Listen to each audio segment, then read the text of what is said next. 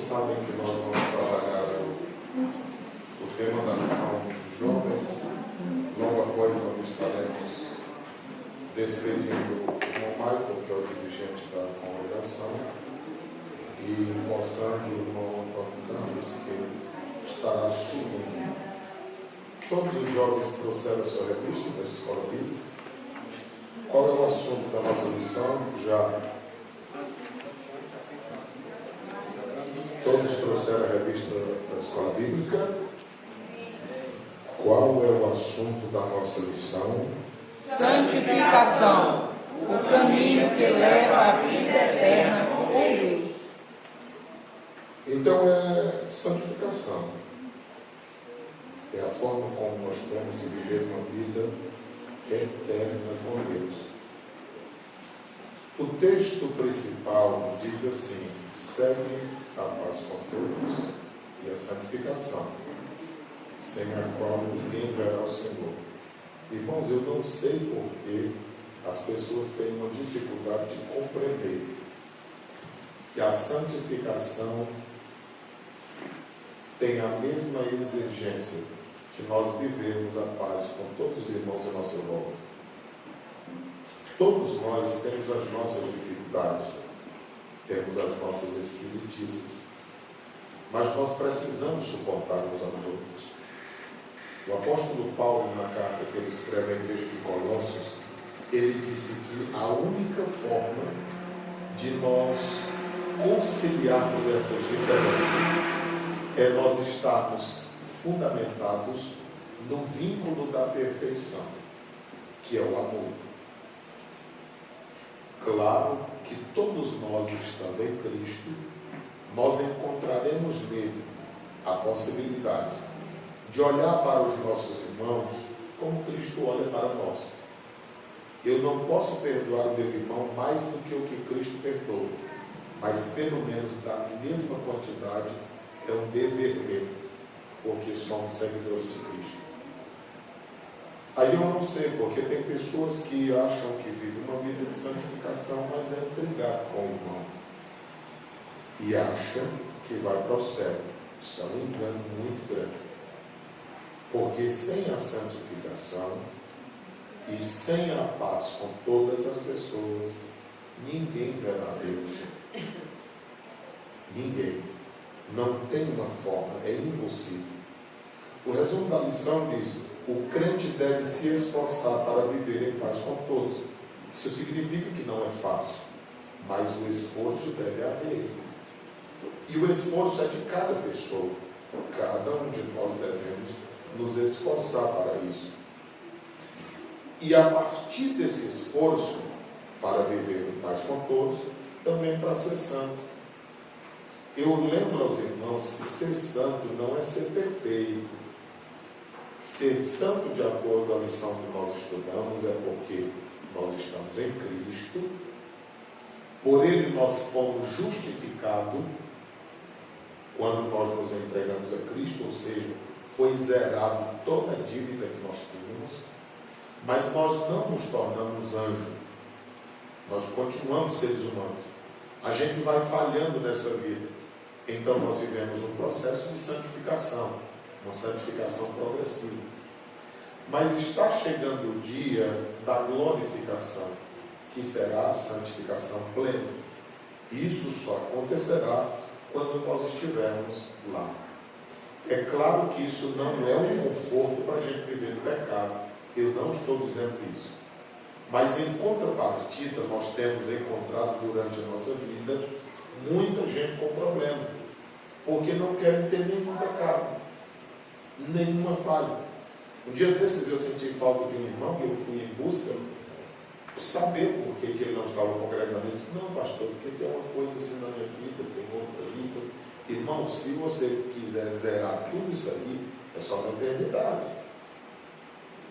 E quanto mais você coloca isso como pretexto para não congregar, mais distante do Senhor você ficará. Porque a cada culto que nós participamos, a palavra vai trabalhando em nós. A palavra vai nos moldando. E nós vamos melhorando. Agora, se a gente se afastar por completo, aí a pessoa diz logo: não, eu não tenho coragem nem de ler a Bíblia. A outra diz: diz, não, eu tenho vergonha até de orar, porque pelo que eu cometi, aí as pessoas vão criando esses obstáculos. Irmãos, não tem nada que você faça que vai impressionar Deus, até porque Ele lhe conhece, por dentro e por fora. Então o que nós precisamos é ter um conhecimento melhor acerca de Deus e da sua palavra, para que vivamos em paz e não deixamos que essas coisas nos atrapalhem. E ainda diz no resumo da lição, a santificação é indispensável para vermos o Senhor. Então todos nós que almejamos, desejamos, queremos ver o Senhor, nós precisaremos sim de Cristo na nossa vida, da palavra do Senhor, para nos aperfeiçoar dia após dia. A leitura bíblica que nós fizemos em Levítico capítulo 20, versículo 1 a 8, você viu que no versículo 1 falou mais o Senhor a Moisés. Eu acho muito bonita essa expressão, que o Senhor falou a um de seus servos, significando que Deus está vivo, que Ele fala, e Ele fala com quem para ouvir a sua voz. Falou com Moisés. E Ele disse a Moisés que ele dissesse aos filhos de Israel, qualquer dos filhos de Israel ou dos estrangeiros que peregrinam em Israel, que dessem da sua semente, ou seja, os seus filhos, a Moloque, sacrificassem as suas crianças, eles haveriam de morrer. E a penalidade ali era morte mesmo, morte física. O versículo de número 5, ele torna a falar disto. O versículo 5 diz, então eu porei a minha face contra aquele homem e contra a sua família, e extirparei do meio do seu povo, com todos os que se prostituem após ele, prostituindo-se após Moloque.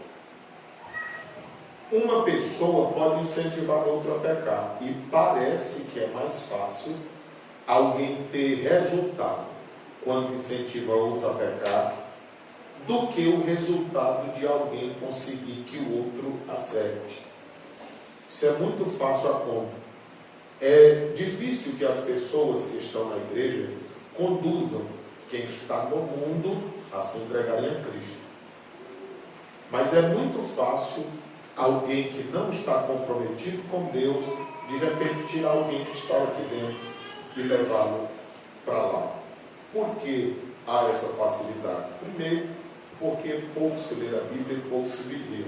Segundo, porque nós estamos no corpo desse pecado e há uma luta constantemente para que nós não pequemos. Então, uma vez cochilando, nós fracassaremos facilmente. Então, é uma luta que é constante. É por isso que nós devemos ter cuidado com as nossas amizades, com os lugares onde nós frequentamos, com a relativização da nossa fé. Porque hoje as pessoas querem colocar a fé assim, dependendo do meu trabalho, dependendo da minha função, dependendo do tanto que eu ganho. Você sabia que as pessoas estão relativizando a fé com base em todas essas coisas? Por exemplo, alguém tem uma situação financeira privilegiada, aí diz, não, Deus me entende com relação a isto ou aquilo. Aí às vezes uma pessoa bem simples e tem muita facilidade, ele sabe que já não tem mesmo, tudo que ele tem é Jesus, então ele tem mais facilidade de obedecer. Ao tempo em que também há pessoas que estudam, conseguem ter uma compreensão de alguma coisa e começam também a questionar a fé, a Bíblia, uma vida comprometida com o Senhor. Aí diz, não precisa disso, nem daquilo, isso é exagero, aquilo também. Daqui a pouco essas pessoas estão com a sua vida comprometida. Então são coisas que nós devemos ter muito cuidado.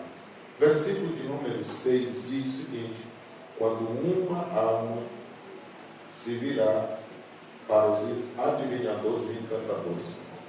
Irmãos, isso aqui era combatido direta e fortemente no Antigo Testamento.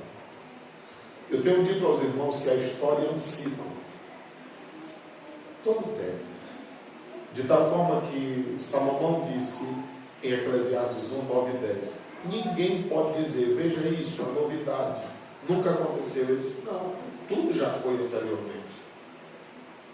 Então hoje o que acontece? Hoje eu já falei com uma pessoa que viajou quilômetros para falar com uma pessoa que dava o nome de missionário. E aquela pessoa acreditava que estava falando com o homem de Deus. Mas os nomes vão mudando, mas as técnicas e os trabalhos são os mesmos. São macumbeiros, são feiticeiros. Nós devemos ter cuidado porque hoje tem uns aromas, tem uns óleos, tem um bocado de coisa que o povo se utiliza, que nada mais é do que uma nova versão dos incensos que eram oferecidos nos deuses do tempo antigo. E que a Bíblia Sagrada fala sobre isso. Devemos ter cuidado porque muitos, às vezes, no nome de profissionais da mente, se utilizam desses meios e eles dizem, não, eu não mexo com esse negócio de coisa negra, eu não mexo com os astros, é com as estrelas, é só olhar na Bíblia. E você verá que essas práticas já houveram antes. Então, todas essas coisas, se nós não tivermos cuidado, daqui a pouco nós estamos embaraçados. E aqui você vê a forma como era tratado. O versículo 6. Se alguém procurasse adivinhadores ou encantadores para se prostituir, porque o sentido de prostituição aqui era se misturar com outras crenças. Não era um homem em relação com uma mulher. Se bem que nesse tempo também os cultos pagãos eram realizados assim. Há quem diga que quando a Bíblia fala nos livros dos reis, quando alguém fala no livro dos reis que havia um ídolo horrível, há quem diga que era um órgão sexual que as pessoas adoravam. E eu não duvido, porque quando o Senhor tirou seu povo do Egito, ele disse, tenham cuidado para onde vocês vão. Ora, eles já estavam saindo do Egito, que era uma coisa terrível. Andando pelo meio dos cananeus, que era outra coisa terribilíssima. E assim foram passando em tantas coisas ruins. E o ser humano sem Deus, aí você pode imaginar o que ele é capaz de praticar. Mas nesse particular aqui, a prostituição era no sentido de que Deus considerava Israel como esposa, Deus marido. Jesus hoje considera a igreja como noiva, ele o noivo. Então quem estava no tempo de Israel comprometido com Deus, se envolvesse com qualquer outra crença, para Deus era traição, era prostituição. Por isso eu trato dessa forma. Hoje, a igreja, nós estamos envolvidos com Cristo e comprometidos também com Ele. Logo, se nós tirarmos a nossa atenção para aquilo que não convém, nós estaremos traindo a Cristo. É por isso que Paulo diz, não entristeça o Espírito de Deus, o qual foi selado para o dia da vossa redenção. Porque qualquer comportamento contrário à Bíblia Sagrada nós poderemos entristecer ao Espírito de Deus que habita dentro de cada um de nós. Versículo 7. Portanto, santificai-vos, sede santos, pois eu sou o Senhor, vosso Deus. Então nós devemos viver esse processo de santificação, devemos ser santos. Volto a dizer, isso aqui não é perfeição, mas é o desejo de chegar lá. É nos aperfeiçoando. Versículo de número 8. E guardai os meus estatutos, cumpridos. Eu sou o Senhor que vos santifico. Então, nós devemos seguir esse processo segundo a Bíblia Sagrada.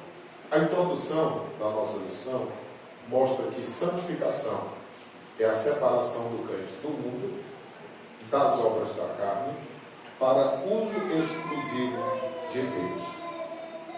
Quando nós estávamos no mundo, nós praticávamos tudo que lá havia e nos era oferecido. Uma vez que o Senhor nos tirou do mundo para a sua presença, agora Ele nos separou do mundo. Lembre que na oração sacerdotal, Jesus disse assim: eu não peço que tire eles do mundo, eu peço que livre eles do mal.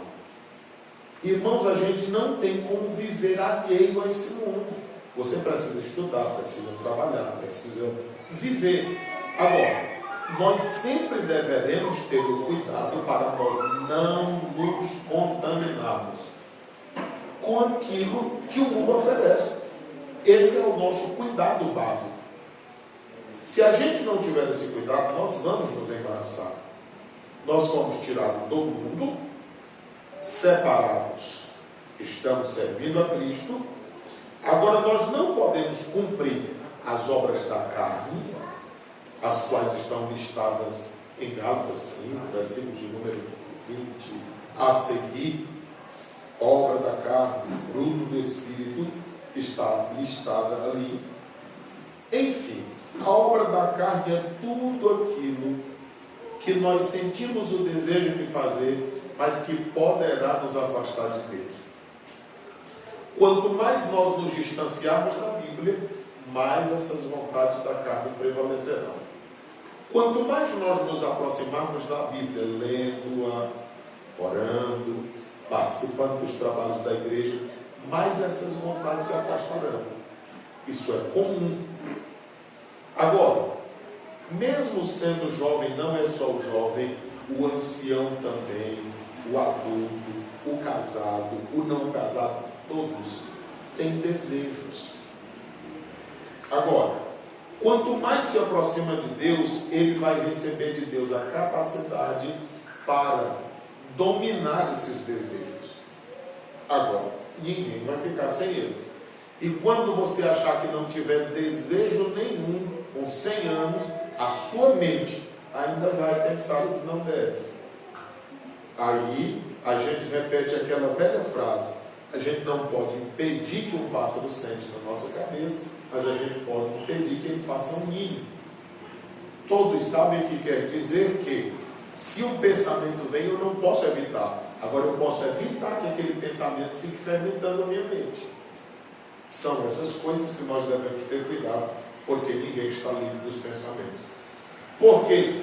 Tudo isso porque nós somos tirados do mundo, separados para Deus, separados das obras da carne, porque Deus quer todos nós exclusivamente para Ele. Deus não aceita nos dividir com absolutamente nada neste mundo. Então, nessa lição nós veremos sobre alguns estágios da santificação. Também nós vemos as recomendações bíblicas a respeito de viver santo, tanto dos filhos quanto das filhas de Deus. Precisamos participar de todas as aulas. Esta é a primeira, domingo já será a segunda. Precisamos participar de todas essas aulas. E ao final, certamente, nós estaremos mais preparados para viver de modo mais puro e santo em meio a uma sociedade corrompida pelo pecado. Olha, igreja, o nosso parâmetro de vida com Deus não é o mundo que vai ditar para nós, não é a escola, não são as pessoas que estão no mundo e nem são os livros seculares. O parâmetro de vida cristã para nós é a Bíblia Sagrada, porque no mundo está tudo comum, no mundo está tudo muito natural. Qualquer um jovem aqui que se levantar sendo virgem ainda, com os seus 17, 18, de 15 anos para cima, para o mundo é uma coisa mais ridícula que tem. Porque é comum no mundo, hoje, crianças com 8 anos se relacionarem. Crianças que são abusadas desde criança. Há pessoas pagando caríssimo para que na hora que uma criança saia do ventre, ele seja o primeiro a introduzir nem que seja o dedo no ânus da criança. E infelizmente há mães que recebem esse dinheiro, entregando o filho a tal miséria. Volto a dizer, o ser humano sem Deus é um porco. Por esse motivo, nós sempre dizemos, tenhamos cuidado com os nossos filhos, tenhamos cuidado com as pessoas que os cercam, conversemos o quanto pudermos e vigiemos mesmo, de verdade. Sejam filhos, netos, sobrinhos, tenhamos cuidado. Porque se o ser humano não der lugar a Deus, outra coisa tomará de conta da sua vida e eles passarão a praticar essas coisas bizarras. Primeiro ponto da nossa missão está aí, o sagrado versus profano. Santidade em nossos dias é indispensável. Tratarmos da distinção entre aquilo que é sagrado e o que é profano. Na Idade Antiga, veja só, a relação do ser humano com o sagrado era determinada pelo sentimento de medo, ou poder, ou de desejo. O medo, como era isso? Era visto como um sentimento capaz de afastar as pessoas de tudo que fosse profano. As pessoas faziam medo dizendo que não poderia fazer isso, não poderia fazer aquilo, porque era algo que desagradaria bastante a Deus. Isso causava medo nas pessoas. Mudava absolutamente nada. Quando o medo acabasse, as pessoas fariam tudo errado. Era usado o poder. O poder era representado por aqueles que tinham algum tipo de liderança religiosa. Ou seja, se você fizer isso de errado, o pastor vai chamar a atenção. Senhor, mas se você fizer isso, eu vou dizer isso para o pastor. Então, essa ideia de poder, de uma liderança sobre alguém, fazia com que as pessoas temessem. Mas tanto o medo quanto o poder não daria sustentabilidade a essa ideia por muito tempo. A continuação mostra a questão do desejo. Era um conjunto de impulsos em direção à própria vontade. Os desejos carnais. Veja só. Alguém poderia se utilizar desses meios para que evitasse de alguém pecar. Nada disso adiantaria. Como até hoje não adianta. Irmãos, eu posso botar uma lista tanto aqui na parede, quanto aqui, ou lá na porta. Muita gente não vai ter nenhum trabalho de ler. Eu posso dizer, olha, é proibido isso, é proibido aquilo. Não vai mudar muita coisa. Se você não temer a Deus, se eu não temer a Deus, vai ter um momento que nós estaremos sozinhos. E bem disse o filósofo, nós somos o que somos quando estamos sozinhos. Porque uma coisa é nós estarmos no meio da multidão e sermos santos. A outra coisa é nós estarmos sozinhos, seja num quarto, num banheiro, aonde quer que seja. E hoje em dia, como o veículo mais rápido é o celular, as redes sociais, com o celular na mão. E aí é que nós sabemos quem é crente de verdade e quem não é. E se nós não tivermos cuidado quanto a isso, esses males vão chegando sorrateiramente. Você às vezes não está pesquisando a imagem que apareceu, mas ela aparece.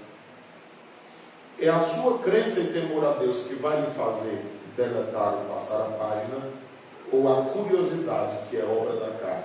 Deixa eu ver mais um pouco. Deixa eu ver mais um pouco.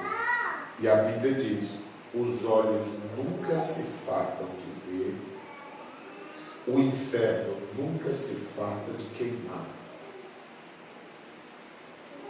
Então, se a gente for deixar os nossos olhos ver o que quiser ver, eles verão muitas coisas que desagradam a Deus. cortando também a nossa comunhão com Deus. Daí uma necessidade, há muito tempo nós estudamos uma lição da escola bíblica sobre Provérbios e sobre Eclesiastes. E o escritor dizia assim, parece loucura, mas antes de usar o notebook, o celular, as redes sociais, faça uma oração. Senhor, me dê graça, para que eu tenha habilidade, para no momento que aquilo que não convém aparecer, eu ter coragem de passar. Parece loucura, mas aquele escritor disse aquilo e eu guardei na minha mente. Irmãos, se nós não tivermos o cuidado, obreiros têm perdido ministérios, mulheres como homens têm perdido famílias, jovens têm se tornado escravos, como também as outras classes da pornografia. Enfim, muitas pessoas têm sido afetadas, de forma que as pessoas não estão achando que é tão prejudicial. Você sabia que a maioria das pessoas, quando são flagradas nessas situações, ele diz assim, não, eu não tive contato nenhum. Irmãos, o propósito de Deus é que os olhos de um homem só podem ver nua a esposa dele. É que os olhos de uma mulher só podem contemplar também o corpo do marido dela e ponto final. Porque se passar disso com desejo impuro, a Bíblia Sagrada condena. É por esse motivo que eu estou lhe dizendo, quanto mais próximos de Deus nós estivermos, mais nós teremos domínio nessa área. Quanto mais nós nos afastarmos de Deus, mais nós vamos pensar que é natural e a nossa vida espiritual estará se acabando.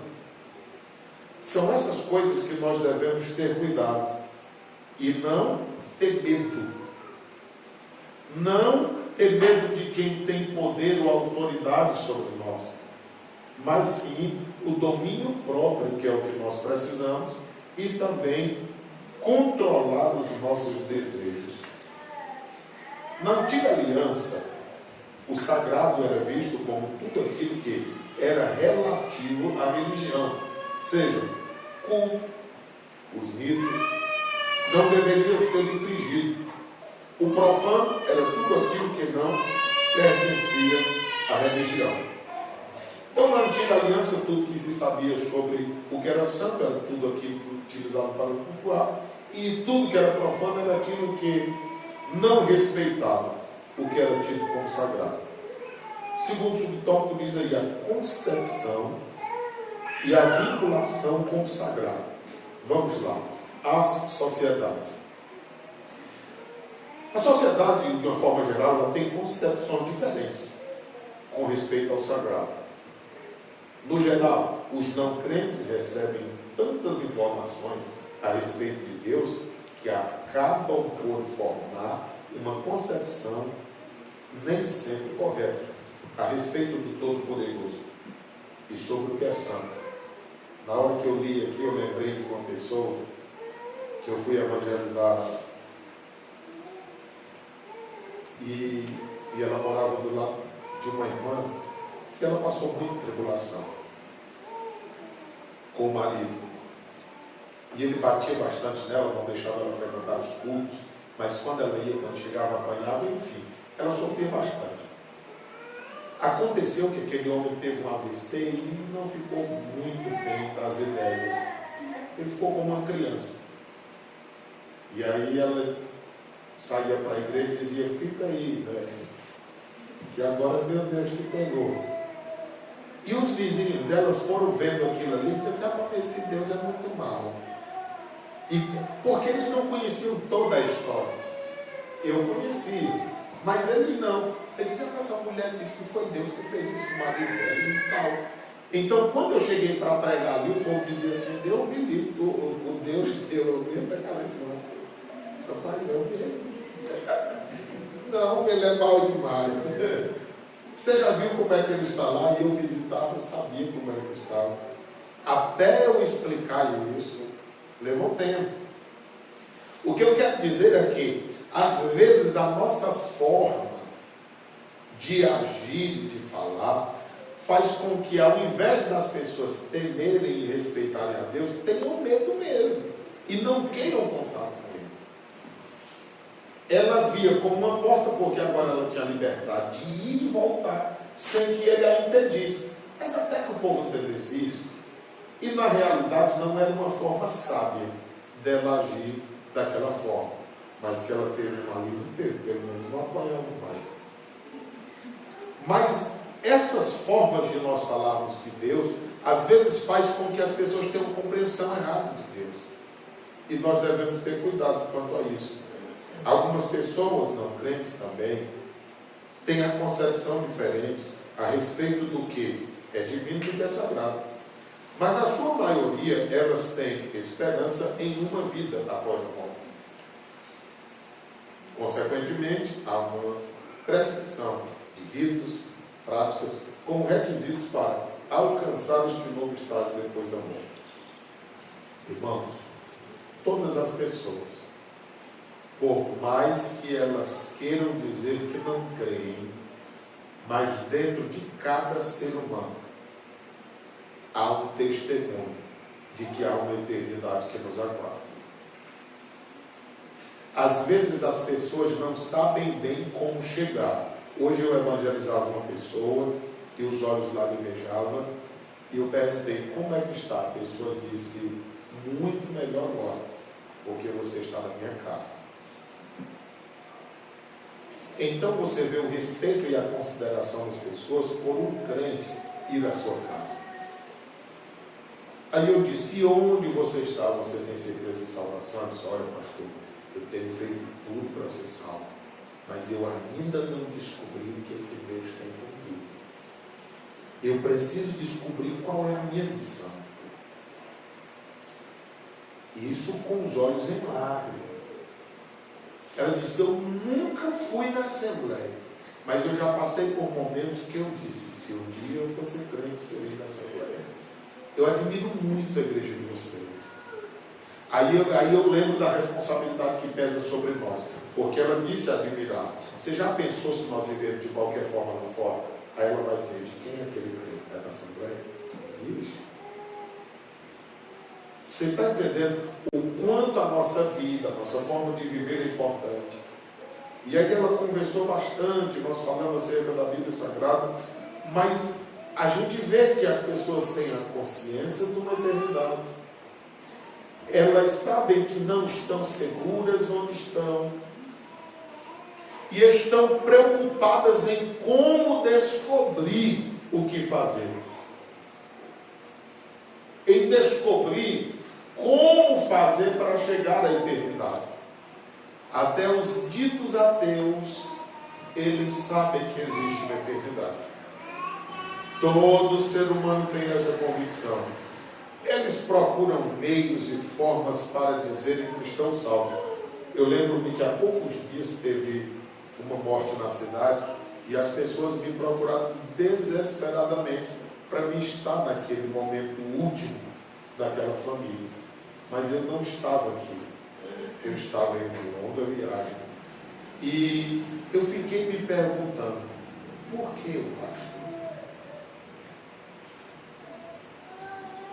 É porque eles sabem que existe uma eternidade. Eu sei que eu não poderia fazer nada a não ser ir lá e falar o que eu estou falando aos irmãos aqui, a verdade. Mas na mente das pessoas que acreditam na eternidade, qual era o motivo da presença do pastor? Para que fizesse uma oração, para que fizesse algum rogo a Deus, uma petição, alguma coisa dessa natureza. Porque todos têm certeza de uma vida após a morte. Claro, por não terem a Bíblia, às vezes fazem interpretações erradas. O terceiro subtópico mostra aí a mediação entre o sagrado e o profano.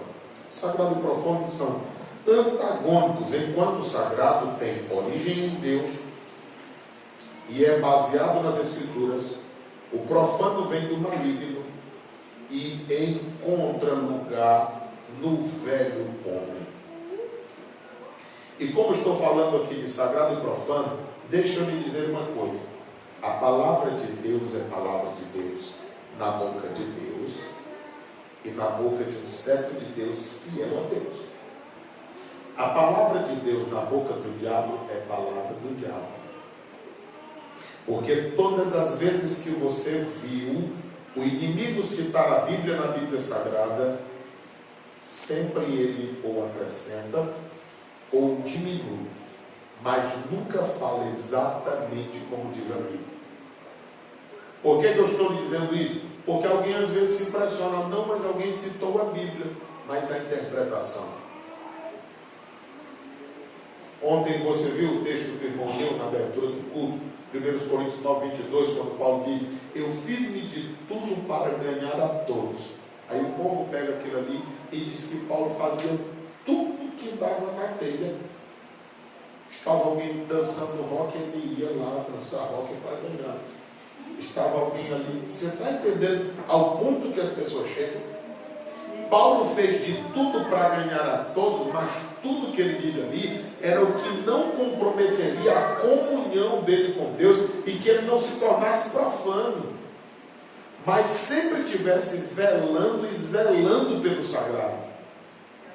Então, quando se olha por essa visão, você vê que às vezes o adversário pode colocar alguma coisa e dizer: olha aí o que diz a Bíblia, e as pessoas já eufóricas para pecarem poderão se entregar. Mas nós devemos ter muito cuidado quanto a isso.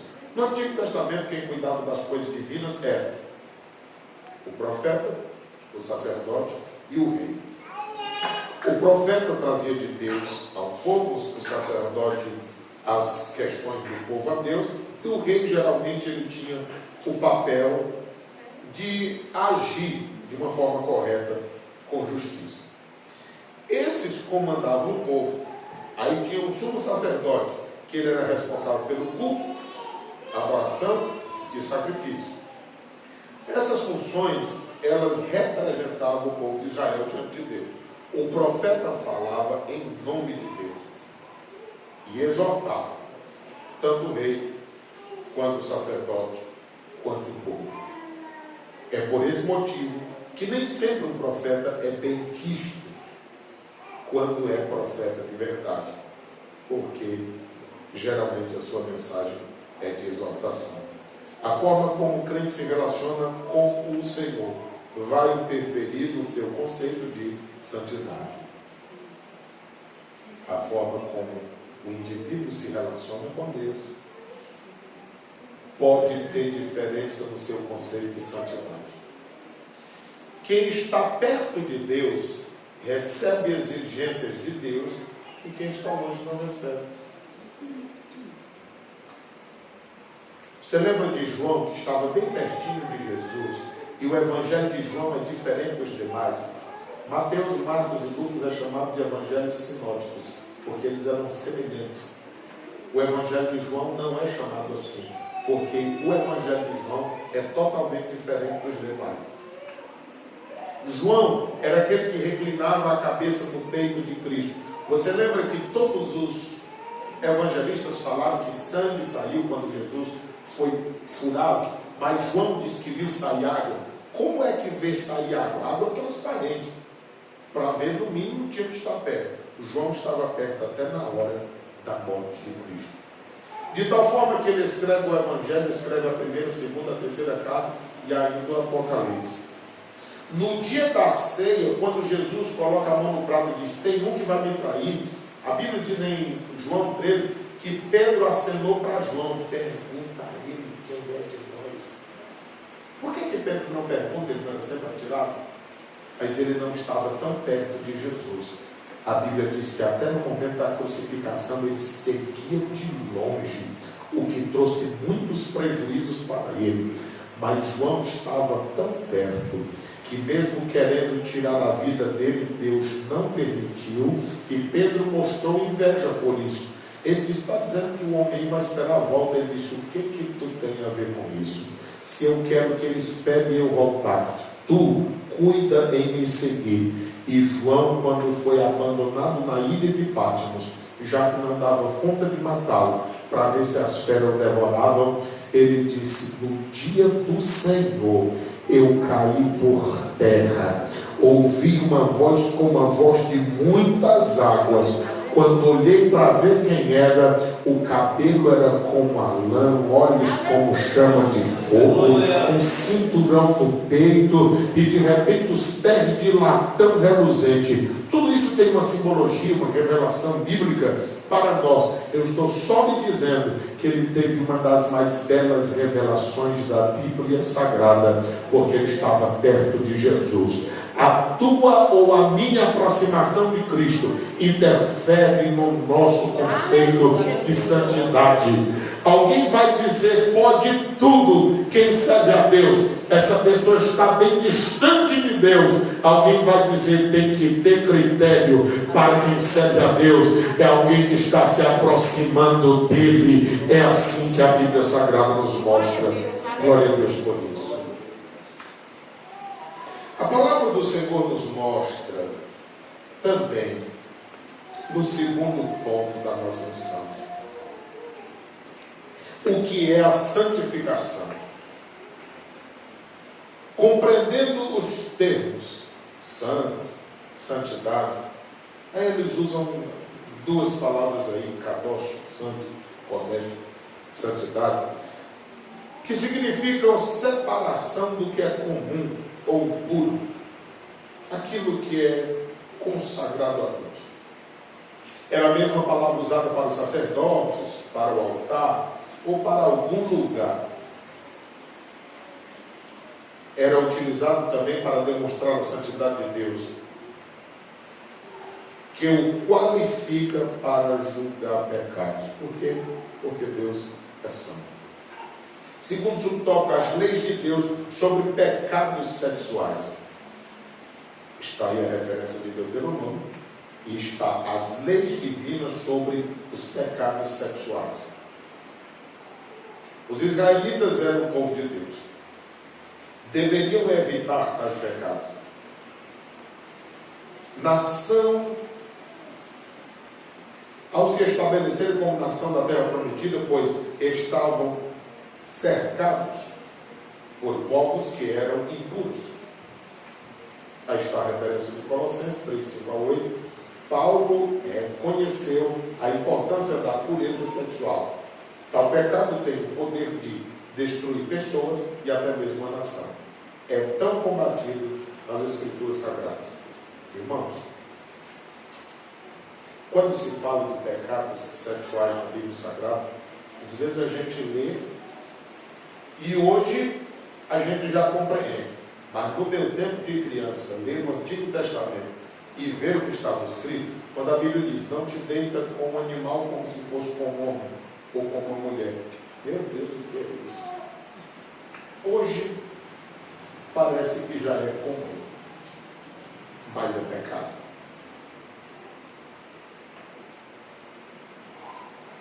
Continua sendo pecado.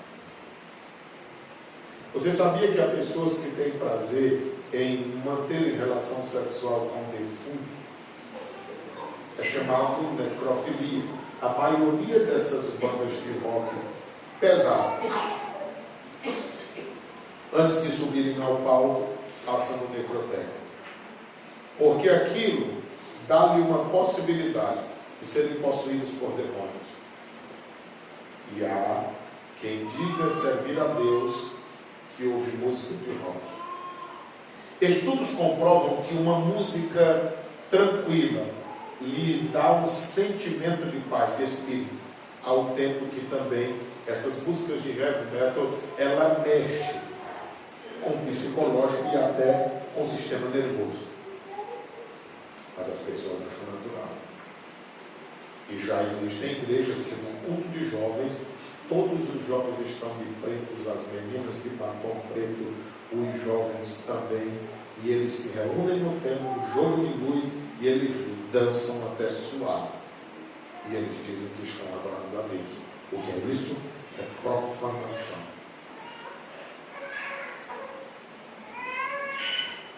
Tem também a chamada zoofilia, que é pessoas que sentem prazer em se relacionarem com animais. E o que a ideologia de gênero prega é isso. não é apenas erotizar as crianças, mas é levá-las a um grau de escravidão na área sexual mais profunda. E todas essas coisas há uma ação maligna por trás de tudo isso. É por esse motivo que nós procuramos falar de forma clara, objetiva, para que nós estejamos de olhos abertos e tenhamos muito cuidado com essas coisas. O terceiro subtópico diz aí: a santificação e a Septuaginta. Septuaginta é uma tradução bíblica bem antiga, muito próxima dos originais, onde 70 sábios se reuniram para fazer. Então, naquela tradução bíblica, santificação, ela é falada como objetivo principal enfatizar o sentido de separação das práticas consideradas pecaminosas. Apontam para a ideia de consagração, dedicação ao serviço do rei, tendo como parâmetro a justiça e a vontade do Senhor. Então, o parâmetro de santificação é a justiça divina e a vontade do Senhor. O terceiro tópico está dividido em 3 subtópicos. Está aí, os 3 estágios da santificação. Número 1, santificação posicional ou inicial. O que é isso? É aquilo que nós falamos no princípio. É a nossa justificação. O que é justificação? É ter os pecados zerados. O mundo não entende, mas quando uma pessoa se entrega a Cristo, o Senhor passa a borracha e tudo que aconteceu para trás, o Senhor não lembra, não cobra e está tudo perdoado. Aí o mundo não entende, diz: fulano fez isso, aquilo e tal, agora está lá se escondendo com os crentes, está lá por trás da Bíblia, está lá atrás da igreja. Não é estar atrás da igreja. A Bíblia diz que Cristo veio buscar e salvar o que se havia perdido. E essa é a nossa vitória. Se não fosse essa atitude divina, nós não estaríamos aqui. Então, nós somos perdoados. E Paulo disse que quem está em Cristo, nova criatura é, as coisas velhas já passaram, mas que tudo se fez novo. Então, a santificação ocorre de forma instantânea. A pessoa é justificada pela fé. Observe, essa santificação não é uma obra que eu faço, não é um esforço, não. Eu acredito em Cristo, que Ele me purifica, e eu estou purificado. Agora, porque eu acredito que Ele me purificou, eu vou viver de uma forma correta, de uma forma ordeira. Porque aí hoje tem a graça barata, a graça banalizada, o barateamento da graça. O que é isso? São pessoas que estão dizendo: não, se o Senhor te perdoou uma vez, você está perdoado. É tudo que o ser humano quer. O que é isso? É profanação da doutrina. O que é isso? É apostasia da fé. Porque a maioria das pessoas que pregam essa forma errada, eles já estiveram no nosso meio. Passaram por situações difíceis que eles não deram conta de contê-las. Aí de repente eles foram para lá e começaram a defender esse tipo de pensamento. Mas não é bíblico. Nós devemos ter cuidado. Então a purificação é imediata. A justificação acontece por meio da fé, não pelos próprios méritos de quem foi justificado. A eficácia da obra expiatória de Cristo é creditada na conta da pessoa que creu. Você sabe o que é isso? É a doutrina da imputação. É uma doutrina que quase ninguém fala, mas ela é bíblica. Você sempre vai ver, do Gênesis ao Apocalipse, essa doutrina. Imputação. Quando você vira essa palavra, veja o contexto em que ela está e leia outra vez. Imputação. O que é isso? Antes, quando nós estávamos no mundo, como era que nós estávamos com Deus? Com dívida. Nós devíamos, porque nós estávamos em pecado. Quando a gente se entrega a Cristo, o que foi que Ele fez? Ele zerou a nossa conta. A conta está paga. Jesus disse que na cruz está consumado, ou seja, o preço foi pago. Mas agora a gente estava sem nada. O que Cristo faz? Ele acredita algo na nossa conta.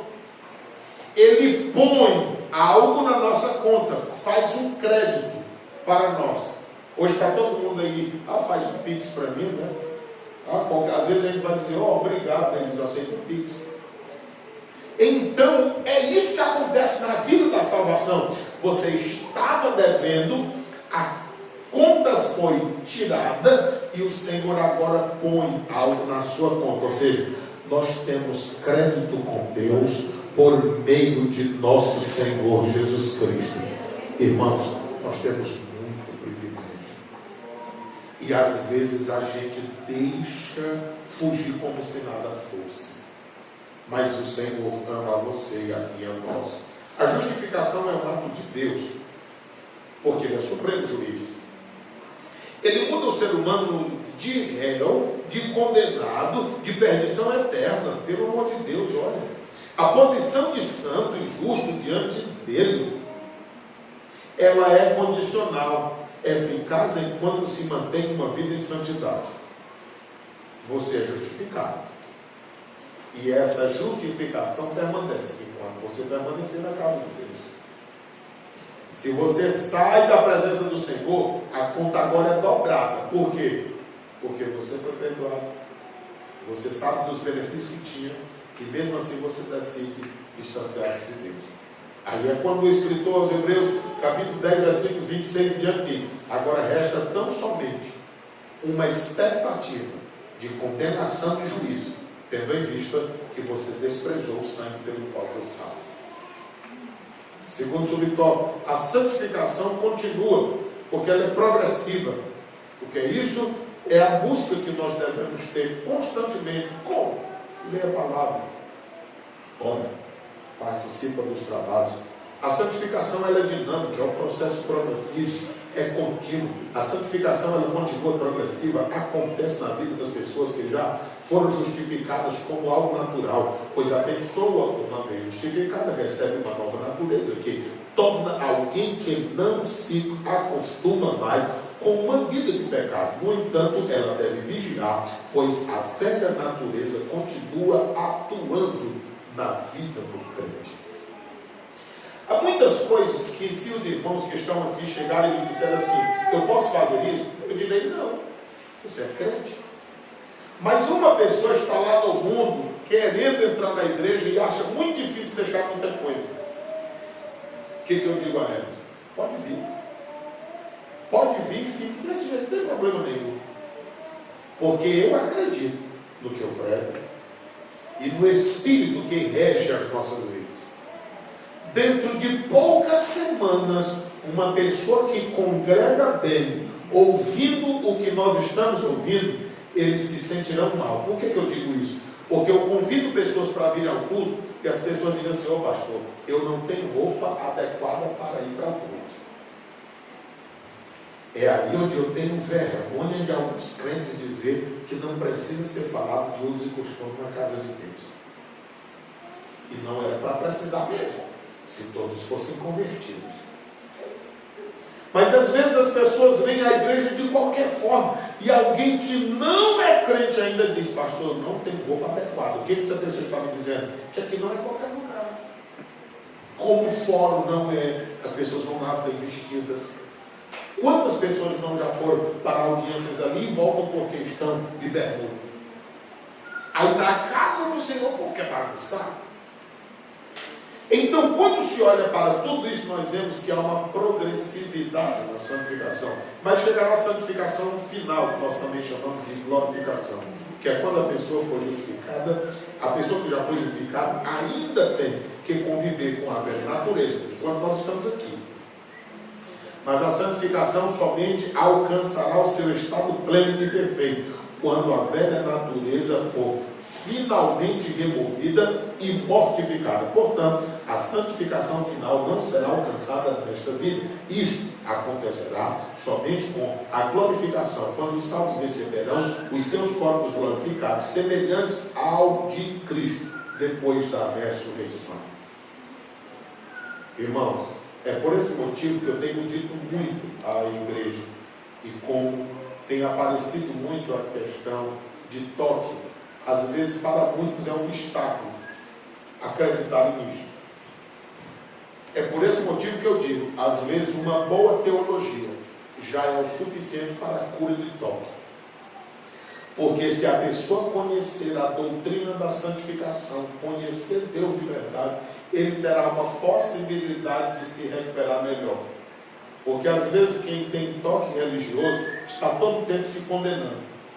Ixi, eu olhei para ali, não era para ter olhado. Ele não era para... A pessoa fica o tempo todo se cobrando algo que é exageradamente fora do padrão. Irmãos, nós podemos olhar para todos os lugares, nós podemos ir e vir, nós devemos evitar aquilo que nós sabemos que nós estaremos em um local onde nós não deveremos estar, porque nos causará males. Por exemplo, uma festa de final de ano na empresa. Quantas pessoas crentes lá tem? É só você? Você vai passar apuros. Todo mundo vai beber, todo mundo vai dançar. E você vai estar como peixe fora d'água. Ou você vai ser o chato naquela reunião, ou você vai ser o legal e distanciar-se de Deus. Aí você vai escolher, e eu ficar em casa? Claro que eu ficar em casa. E são coisas que nós devemos estar preparados para isso. Há uma festa de final de ano na escola, é a mesma coisa. Há uma festa na casa dos meus amigos, das minhas amigas, e assim sucessivamente. São coisas que o nosso padrão de vida não dá para a gente estar ali. Até porque se nós somos crentes de verdade, a gente não se sentirá bem em estar ali. Fora que, vez por outra, ainda que seja por brincadeira, mas por causa da liberdade, da amizade, olha aí, rapaz, toma aí, é só um, teu pastor não está aqui não. Olha, irmão, vai ter uma hora que você vai cansar, ou você vai responder mal, ou vai pegar e vai beber, aí já foi. Igreja, o que nós precisamos é viver em santificação. A conclusão desta lição nos mostra o seguinte: desta lição aprendemos desde o início da humanidade existe uma grande diferença entre o que é sagrado e o que é profano.